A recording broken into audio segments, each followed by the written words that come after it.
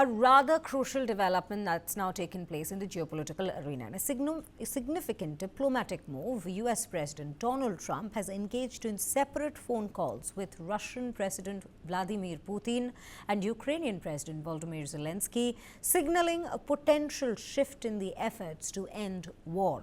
Now, the US president has revealed that both leaders have expressed a keen desire for peace, and he has directed the top US officials to begin talks aimed at ending the conflict in Ukraine. Let's take a look at this particular report. Donald Trump on Wednesday discussed the war in Ukraine in separate phone calls with Russian President Vladimir Putin and Ukrainian President Volodymyr Zelenskiy. It's the U.S. president's first big step towards diplomacy over a war he has promised to end. In a post on his social media platform after speaking to Putin, Trump said the two leaders had agreed that negotiations should start immediately. Putin and Trump also agreed to meet, the Kremlin said, and Putin invited Trump to visit Moscow. Putin last spoke to a sitting U.S. president in February 2022. A call with Joe Biden shortly before ordering thousands of troops into Ukraine. At the White House on Wednesday, Press Secretary Caroline Leavitt said the Trump administration was committed to ending the war.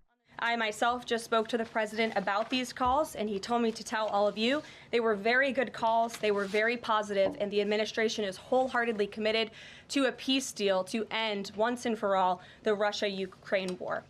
Russia occupies around a fifth of Ukraine and has demanded Kyiv cede more territory and be rendered permanently neutral under any peace deal. Ukraine demands Russia withdraw from captured territory and says it must receive NATO membership or equivalent security guarantees to prevent Moscow from attacking again. Defense Secretary Pete Hegseth on Wednesday said NATO membership was unrealistic, as was recovering the territory Ukraine had lost. Chasing this illusionary goal will only prolong the war and cause more suffering. Speaking from Kyiv Wednesday, U.S. Treasury Secretary Scott Bessent said a minerals deal between Kyiv and Washington would provide Ukraine with a so-called post-war security shield. And we believe that this is an important signal to the world, to the Russian leadership, that we stand together. Trump has said he wants $500 billion in rare earth minerals from Ukraine. Zelenskiy said Kyiv would study the draft agreement presented by the U.S., adding that he hoped they could seal a deal at a meeting later this week in Munich with U.S. officials, including Vice President J.D. Vance. Now, Trump's call with Putin lasted over an hour, during which they discussed the possibility of a ceasefire. The Kremlin, in fact, has confirmed that Putin and Trump agreed to meet, with Putin inviting Trump to Moscow as well. Let's take a look at what Donald Trump had to say in the Oval Office right after his call with both the leaders. Great call, and it lasted for a long time, over an hour this morning. I also had with President Zelenskiy a very good call after that. And I think we're on the way to getting peace. I think President Putin wants peace, and President Zelenskiy wants peace, and I want peace. I just want to see people stop getting killed. Now, following his call with Putin, Trump spoke with Ukrainian President Zelenskiy also for about an hour. And in fact, Zelenskiy came out to post on his X account about this very conversation they had. Let's listen into what he has said. Розмова з президентом Трампом хороша, розмова детальна. Я вдячний президенту за щирий інтерес до наших спільних можливостей, до того, як ми можемо разом наблизити справжній мир.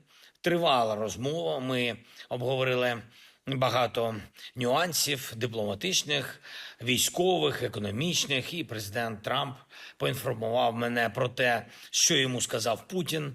Віримо, що сили Америки достатньо, щоб разом з нами, разом з усіма партнерами дотиснути Росію і Путіна до миру.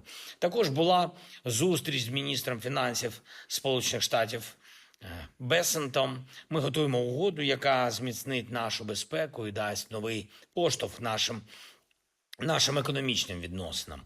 Ми плануємо всі деталі опрацювати і так, щоб вже в рамках Мюнхенської конференції та наших зустрічей там з американськими представниками, зокрема віце-президентом Америки Венсом, щоб у нас було готове бачення, як додамо більше безпеки і який документ.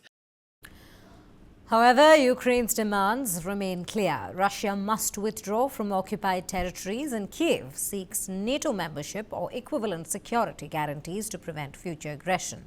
Meanwhile, European powers, including Britain, France and Germany, emphasized that any peace negotiations must include them. Earlier on Wednesday, U.S. Defense Secretary Pete Hegseth has in fact delivered a stark assessment of the conflict at a NATO meeting in Brussels.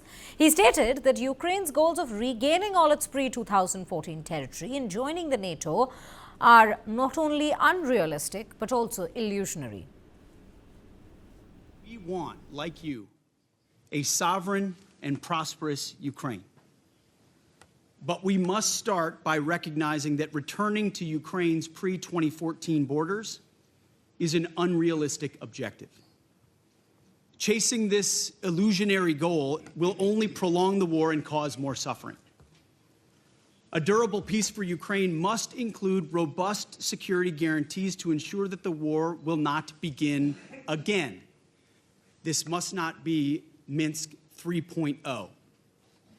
That said, the United States does not believe that NATO membership for Ukraine is a realistic outcome of a negotiated settlement. Instead, any security guarantee must be backed by capable European and non-European troops. Now, in a bid to maintain the U.S. support, President Zelenskiy has proposed a deal for the American investments in Ukraine's mineral resources. Trump's Treasury Secretary, Scott Bessent, who visited Kyiv on Wednesday, suggested that such a deal could serve as a security shield for Ukraine post-war.